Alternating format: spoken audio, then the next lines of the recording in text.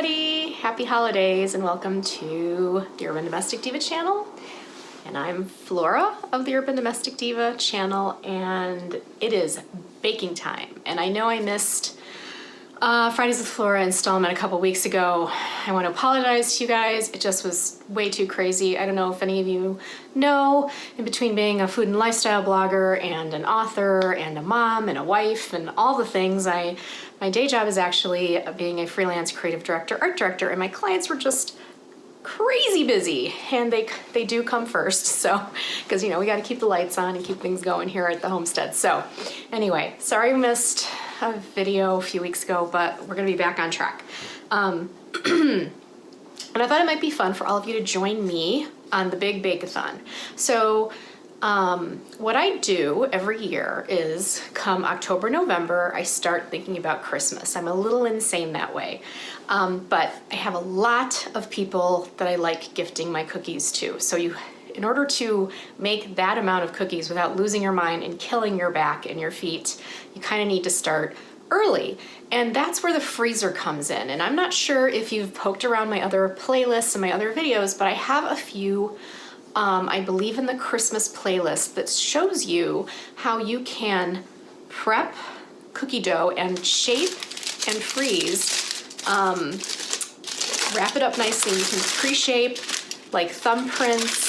This is actually a real favorite of everybody's. These are chocolate coffee ribbons where you can, you know, create the different flavors and get it all shaped and cut and frozen.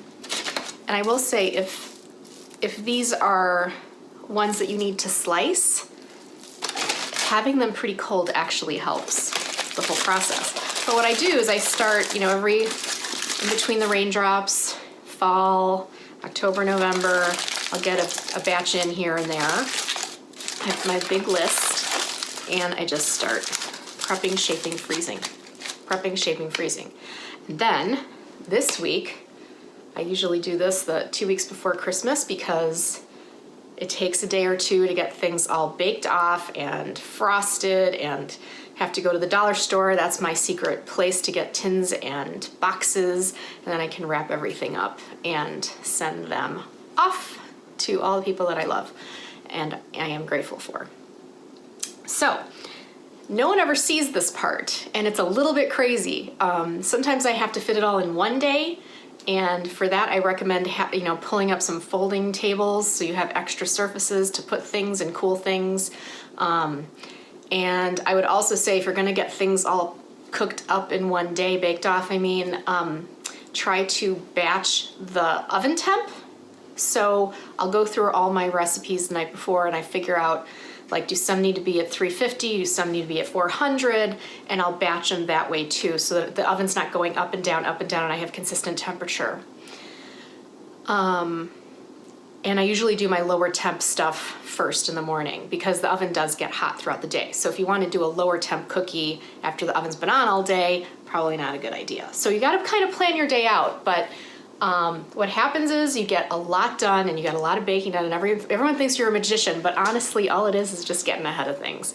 And it's 2 weeks to Christmas. You still have time to do some baking this weekend. You can get a few batches in, shape them, you put your thumbprint in, and then you just set them on a cookie sheet in the freezer and let them freeze up on some parchment paper. Once they're frozen, you just pop them off and put them in a Ziploc bag, and they're ready to go to be filled come maybe Christmas Eve night if you want to do a bake-a-thon with cookies or do a cookie exchange. So use the freezer. I would also say use the freezer for fillings. Don't wait for the day of baking. I used to do this and it was kind of a nightmare.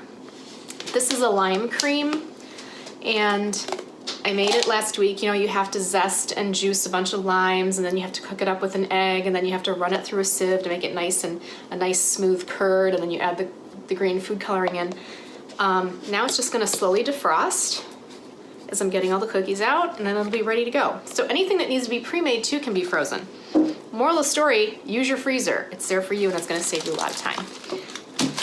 Let's get baking. I love this time of year. Also, sidebar, I'm baking with a mask and gloves because I want to make sure that my clients and my friends and family know that I'm being safe as possible when I'm baking these cookies. So you might want to do the same. I picked up my gloves over at Walgreens, I think. Yeah, I think it was Walgreens, and same with the masks. So when I'm baking for other people, I try to do that right now with COVID. I try to keep my family out of the kitchen just so that I'm being as careful as possible. All right, let's go have some fun. So this is what I'm talking about.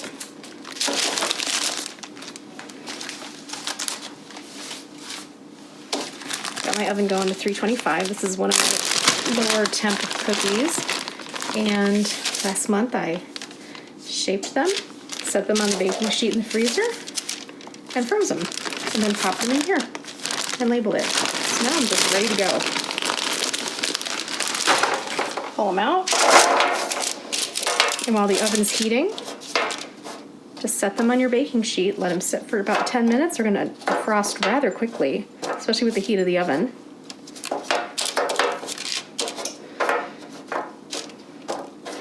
So get them all set up.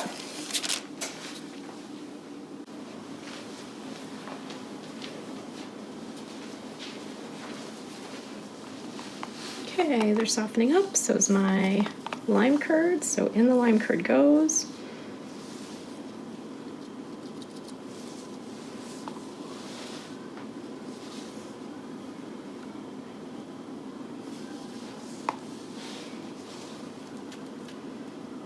You can see how you can fill them with just about anything you want, and we're ready to go. That took 15 minutes. Done.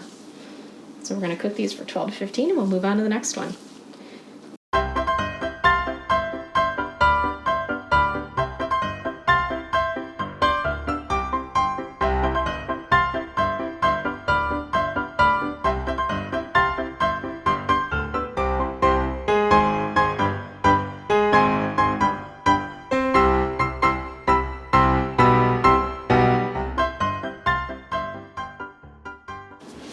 This is now a roll and slice cookie. So I turned it into a log this was a month ago. This is a lemon lavender shortbread. So I've had it sitting out for 10 minutes. I took it out of the freezer, put it in the fridge for a little while, and now it's sat out for about 10 minutes. It's still not quite ready to be cut, but you want it pretty cold so you can slice some nice crisp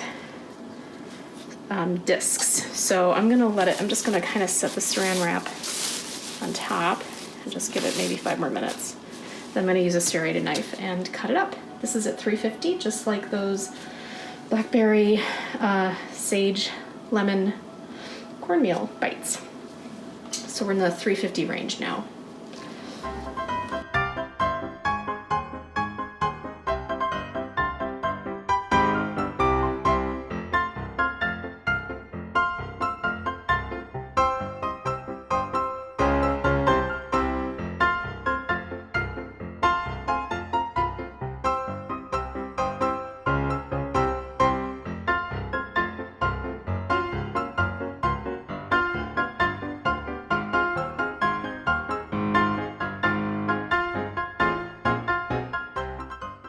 Okay, so what we have here are lemon lime candied ginger cookies.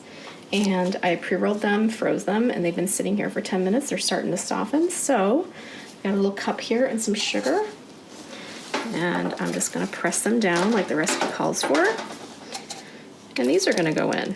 This is batch, what batch am I on? 1, 2, 3. This is batch 4. In 2 hours.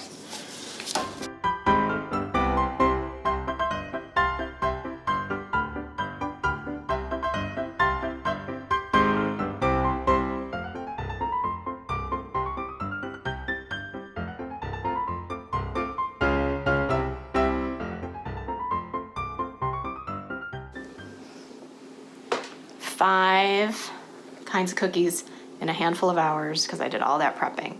This is day 2. We've got another 4 plus we're gonna make some brittle. So I am defrosting a lot of stuff. So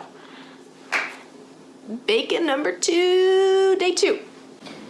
So for day 2, you want to make another strategic plan on, oven temp and levels of defrost. So these are biscotti logs. These take considerably long time to bake, and I have 2 sets. So I'm going to actually do these first and get them out of the way. And the logs need to defrost on baking sheets. These are spiced anise strips, and I rolled them out in thin rectangles. There's 2 in here, so these need to defrost, and then I have to roll them out thinner. These are chocolate brownie crinkles, and it's a wet batter. So I'm gonna let this sit out for quite a bit to defrost. And then I have 2 other batches, a slice and bake, which I put into the refrigerator so it could stay chilled but slightly defrost. And then some chai balls that will defrost quickly once I set them on a baking sheet. So I kept those in the freezer because they can defrost quickly. So sort of strategically get everything out. And then I think I'm gonna start with the biscotti first. So I'm gonna get my oven temp up and start rocking out these last batches. Okay, fellow bakers. Oh, 2020 just keeps giving, doesn't it? So halfway through my biscotti, as they, I turned them and drying, and you kind of dry them out. My stove started having kind of lightning in the oven, and then there were sparks and flames, and then it just totally died. So my oven is done, which was an old oven and stove, whatever. It's just really not ideal. So the rest of my cookies are going to be baked on little like 13 by 9 baking sheets in my Breville stovetop convection oven, like portable convection oven. So when life gives you lemons, you make lemonade. I'm not gonna stop baking. All the batter's done, so we're just gonna have to go slow. So the next few shots you're gonna see are on smaller baking sheets, and that's why. Thank God I have the convection Breville stove. We bought it years ago as an extra place to bake sides for a big Thanksgiving get-together with my husband's family. So while the main stove was handling turkey, I could do small sides in there. And now it's going to save Christmas cookies. So anyway, can't wait for this year to be over.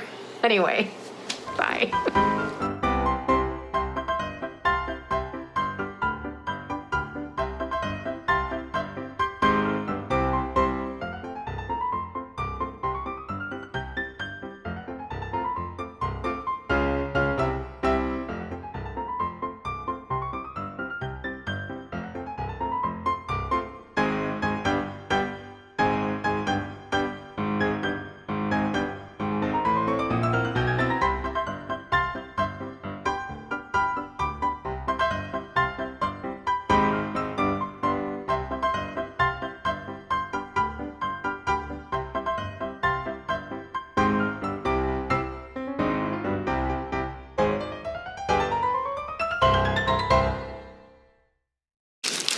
Okay, we're in the final stretch.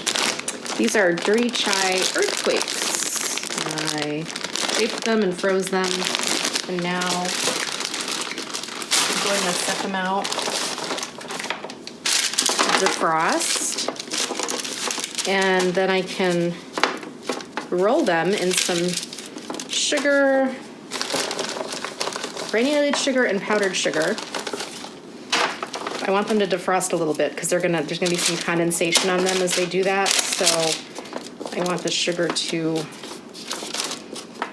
do its thing properly. If these start defrosting with the sugar on them, it'll absorb because it's like granulated sugar, then powdered sugar, and the powdered sugar is gonna kind of get dissolved. So these are things you need to think about as you're, defrosting your frozen cookies. Sometimes you can't just pull them out and finish your prep.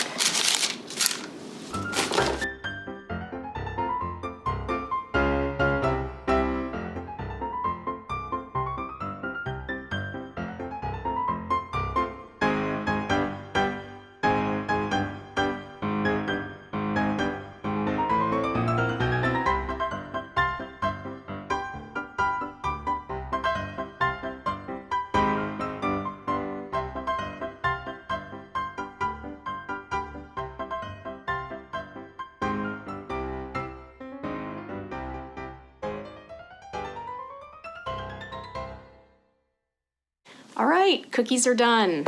So as you saw, there were a lot of boxes, and then after the boxes, we did plates for our neighbors, and we just have a few more boxes left to go to just some friends and a few more colleagues. So, you know, they're all set and ready to go. Our brittle's ready to go. And there's just no way I can get this all done in a few days without prepping and freezing. So I guess the moral of the story is here, guys, you can get ahead of things if you just do a little planning and prep and freeze in between the raindrops of your crazy schedule. And you know, Christmas is at the end of the week, and if you're planning on doing a cookie swap at your holiday event, or maybe you want to have the kids decorate a bunch of cookies as sort of time filler as they're kind of bothering you about, let's open the gifts, and you're trying to clean dishes and get the dinner going. Decorating cookies is a really great activity, trust me. So you can prep and roll out your dough even, or you can even do the cutouts and then freeze them on flat baking trays, and then bake them all off, and then have all the decorations and the sprinkles and the frosting and everything on the table, and have the kids go crazy while you can clean up and get some minutes of sanity before the present opening. So at any rate, prepping and freezing totally helps the whole process. And I don't know, I hope I gave you some good tips to really become that domestic diva of Christmas, because it's not easy. I had read an article last year about how the magic of Christmas is really, it happens via moms, you know, and without moms, the magic of Christmas doesn't happen. And it's a lot of pressure. I know. I get it. So whatever you can do to get ahead of it and give yourself some sanity on those last few days, do it. Anyway, have a wonderful holiday. The end of 2020 is near. It's been a hell of a year. And as you know, if you've been watching this video, my oven broke in between all this craziness. So I ended up having to finish these on those little baking sheets with my Breville convection countertop oven, which was crazy. So 2020 isn't done with us yet, so just hang in there. And have a good holiday. Please celebrate safely. And I know that for some people that might mean not seeing family and doing Zoom calls, and it totally sucks, and that's actually what our family is doing. And it breaks my heart, really breaks my heart, but you know, do what you can to be safe so that, you know, you see your family and you can celebrate next year with our loved ones. So anyway, blessings to you. Thank you for supporting the channel. And if this is the first time to my channel, please subscribe. It does help us a lot. We have a lot of fun things planned for next year. We're going to continue to build out our bee advocacy for honeybees. There's going to be more collaborations with a wonderful garden center here in the city called City Grange. And we're planning on, you know, adding more content to this channel, as well as building out the blog, getting new products at the shop. So it's going to be a lot of fun. I really think 2021 is going to be a really great year for all of us. So, mwah, happy holidays, and probably not going to see you until 2021. I'm going to take some time off and collect myself and get myself together. So anyway, take care, guys. Love to y'all. Bye.